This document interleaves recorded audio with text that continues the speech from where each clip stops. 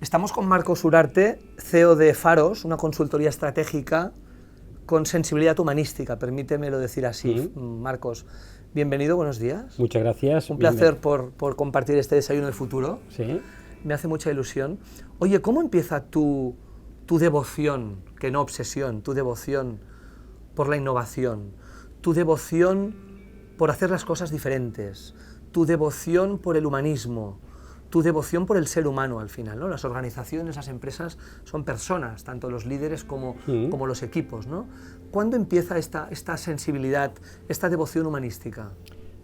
Bueno, la verdad es que yo tengo mi carrera profesional, que no lo voy a explicar porque es muy larga, pero sí que es significativo que empecé a trabajar a los 15 años, de botones, una figura que ya no existe casi, y en una escuela de informática hace tantísimos años, cuando la informática era algo totalmente desconocido. Cuando me preguntaban dónde trabajaba, tenía que acabar diciendo que trabajaba en la IBM, que no trabajaba en IBM, pero la IBM era como la NASA, claro. Y que trabajaba con cerebros electrónicos. Ni la palabra informática, ni ordenador existía. Entonces, yo durante muchísimos años me dediqué a temas de informática, pero a mí los temas tecnológicos, lo que son la tecnología, por sí sola nunca me ha interesado demasiado. Yo, de alguna manera, lo que siempre me ha interesado es cómo poder utilizar esa tecnología para hacer mejores las organizaciones, y si mejoramos las organizaciones, en el fondo estamos mejorando la sociedad. Claro. Y siempre he tenido muy claro que es imposible un cambio en las organizaciones, un cambio en la sociedad, si no involucramos activamente a las personas. Luego me parecería un contrasentido no tener en cuenta realmente a las personas. Los proyectos casi nunca fallan por el diseño del proyecto, sino por la implantación. Por eso yo digo que la planificación sin ejecución es una alucinación. Y realmente, pues, la clave de la implantación está en las personas. El otro día Tim Cook, ni más ni menos que Tim Cook, el CEO mundial de Apple, hizo un discurso en la graduación de unos alumnos de una universidad americana.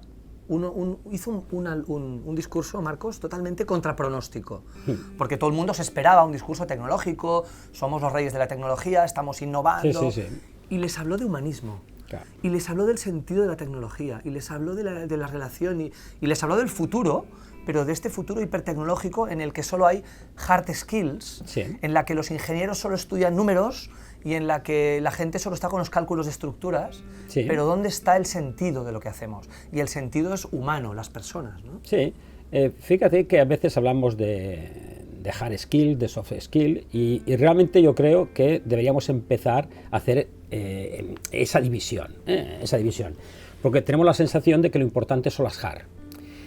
A mí me gusta mucho a veces exagerar los ejemplos para poder entender el concepto, ¿no? Y yo a veces digo que las competencias duras son las que te permiten triunfar, pero las competencias blandas son las que te hacen fracasar.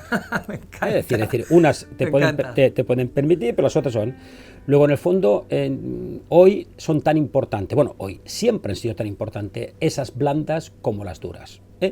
Y es más, empresas como absolutamente punteras tecnológicas, como pueden ser Apple o pueden ser Google, etcétera, están empezando a contratar en sus plantillas, a figuras como sociólogos, antropólogos, filósofos, etcétera. Porque, tal como tú decías, cuando hablamos de inteligencia artificial, cuando hablamos de realidad virtual, cuando hablamos de muchas tecnologías, todas esas tecnologías se tienen que entender con nosotros. Luego, si no añadimos a esas tecnologías, les añadimos, igual la palabra humanidad no es la palabra correcta, pero si no le añadimos esa capacidad que tenemos los seres humanos de relacionarnos, esas tecnologías fracasarían. Fracasarían. Luego, es imprescindible. Y por eso, repito, estas empresas ya están contratando estos perfiles mucho más humanistas o mucho más filosóficos, ¿no?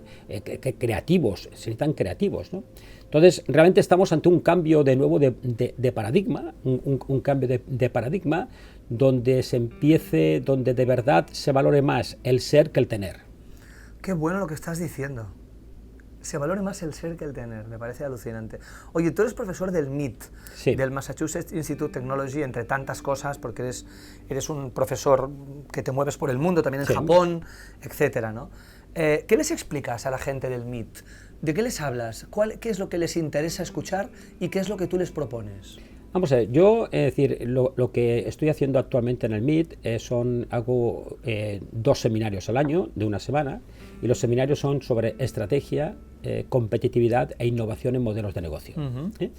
Entonces, yo es un tema que me dedico mucho, como los temas de geoestrategia, geopolítica, geoestrategia, y en el fondo, es decir, lo que yo intento pues compartir, porque es compartir porque las personas que asisten... Buena palabra compartir, ¿eh? Es que las personas que asisten, como mínimo, están tan bien preparadas como puedo estar yo, como mínimo. Imagínate. Entonces, yo simplemente, y es un poco de alguna manera pues lo que intento decir, que yo vengo simplemente a compartir experiencias.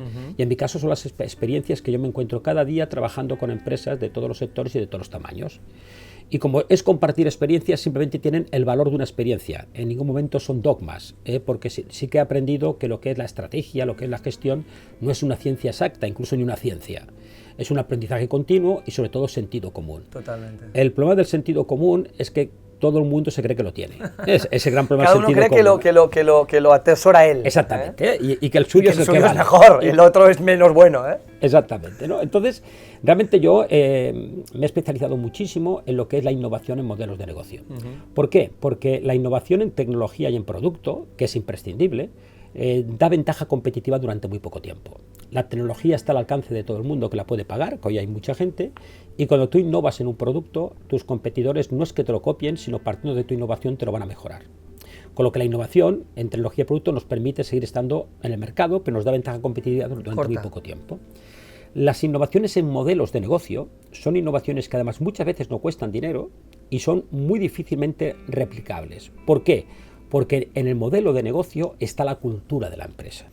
Oye, para acabar, Marcos, ¿cuáles son tus miedos acerca del futuro y cuáles son tus esperanzas acerca del futuro? A ver, mi miedo casi ahora, es decir, voy a decir algo, no digo gracioso, pero es intentar aguantar 20 años para poder retroceder el envejecimiento. Mi objetivo ahora es aguantar 20 años. Sabía que irías por ahí un poquito, ¿eh? Porque, te veía venir.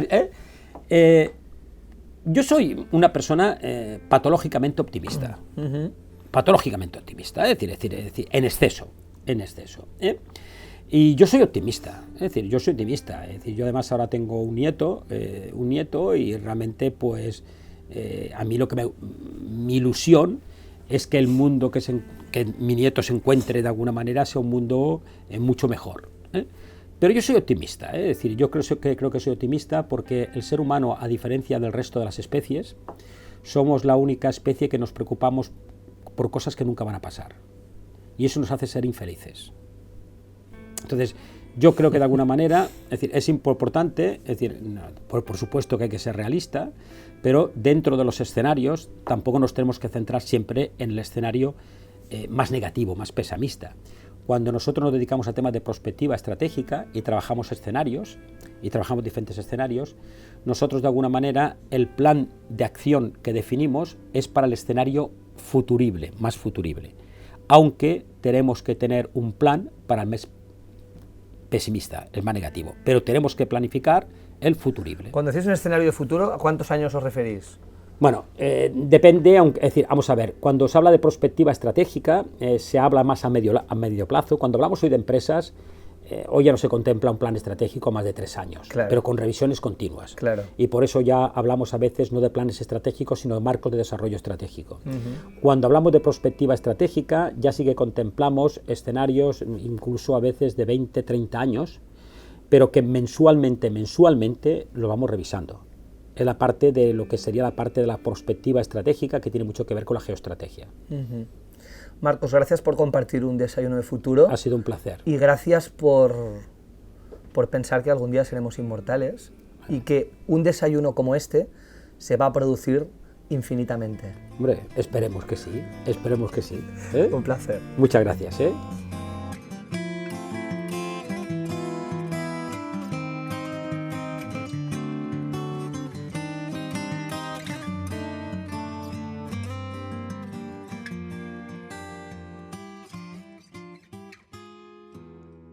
Questo è bossa nova ed è molto